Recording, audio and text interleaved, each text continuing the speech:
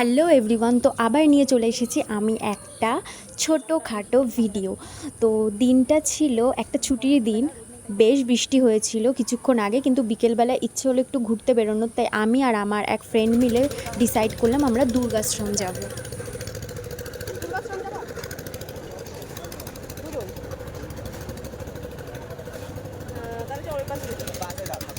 তো আমরা যেখানে থাকি সেখান থেকে একটুখানি দূরত্বেই দুর্গাশ্রম। তো টোটো তো দুজনকে নিয়ে যেতে মানা করে দিল, তাই বাধ্য হয়ে আমরা বাসই ধরে নিলাম।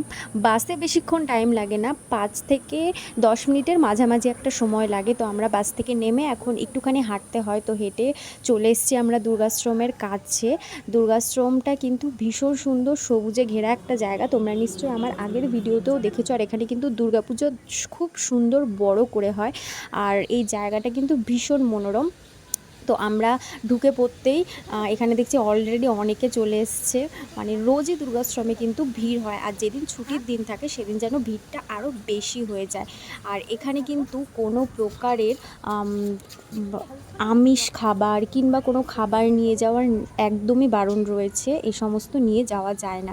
আর চারপাশে এত সুন্দর সুন্দর ফুল ফুটে থাকে, শীতকালে এই দৃশ্যটা অসাধারণ লাগে। পাশেই রয়েছে আমাদের এক গঙ্গা নদীরই একটা ভাগ, খয়ের নদী বয়ে গেছে, আর রয়েছে একটা বড় শিবের মূর্তি, যেটা তোমরা আমার আগের ভিডিওতেও দেখেছো। প্রচুর মানুষ এসেছে এখানে, আর দেখো চারপাশের পরিবেশটা কি অসাধারণ লাগছে দেখতে। আর এই নদীর ওপরে বসে রয়েছে মহাদেব, কি দারুণ লাগছে না, অসাধারণ দেখতে লাগছিল। তো তারপর কিছুক্ষণ আমরা ওখানে টাইম কাটিয়ে তারপরে ভাবলাম যে কিছু খাওয়া দাওয়া করা যাক। এর লাগোয়াই একটা রেস্টুরেন্ট আছে, যেটা সম্পূর্ণ রকম ভেজ। মানে এই দুর্গাশ্রমের পক্ষ থেকে একটা রেস্টুরেন্ট ওপেন করেছে ওরা, যেটা এখন আরও বড় হয়েছে। আগের রেস্টুরেন্টটার তোমরা ভিডিও দেখেছো, নতুনটার হয়তো দেখোনি। তারপরে আমরা বেশ কিছু খাবার জিনিস অর্ডার করলাম, যেমন ব্ল্যাক কফি, তারপর ছিল এখানে চাটা, এখানের মিল্ক টিটা অসাধারণ হয়, তাই সেটা কোনো সময় আমরা মিস করি না।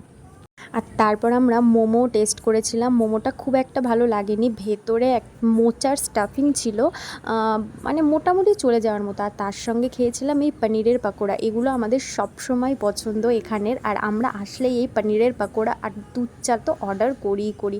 তো খাওয়া দাওয়া করে তারপরে চলে গেছিলাম বাড়ি। তো এভাবেই কাটলো বিকেলটা। কেমন লাগলো তোমাদের?